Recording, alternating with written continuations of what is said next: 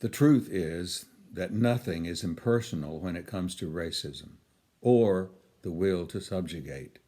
Every act of racism is a deeply personal act with an end result: the unmooring diminishment of the person who is the target. If you have suffered that kind of erasure, you are less likely to know who you are or where you live. My brother has suggested that we moved so much when we were kids because our mother kept looking for safety. I don't remember exactly how many times we moved. In those days, my focus was on trying to win people over, the better to protect my family, or, silently, trying to fend off homophobia, the better to protect myself. At present, I live in a predominantly white neighborhood in Manhattan. For a number of reasons, I was stuck at home when the demonstration started downtown last month. Panic set in when I heard the helicopters flying low and the police sirens going. I was convinced that the cops would run across my roof, and seeing my black behind sitting in an apartment in a neighborhood where I had no business being would shoot me dead. I asked a white male friend to come and be with me.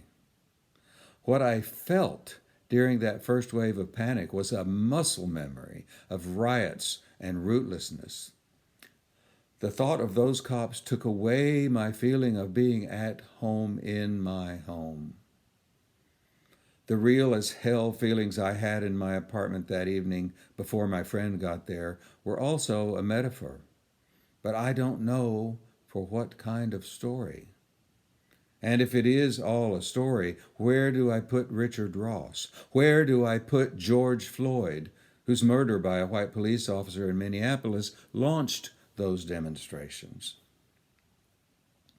And now, the effects of our segregated democracy are happening to you.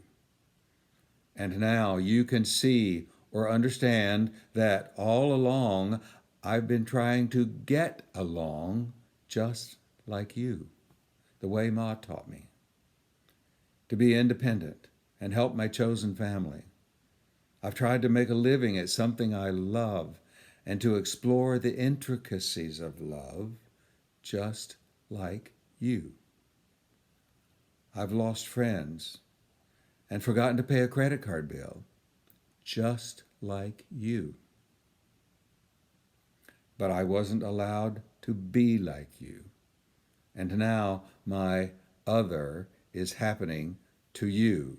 Now degradation and moral compromise and your body breaking down are happening to you. Because Donald Trump has happened to you. OxyContin has happened to you. Broken families have happened to you. Gun violence in schools, in supermarkets, in movie theaters, at concerts has happened to you, along with riots and frustration.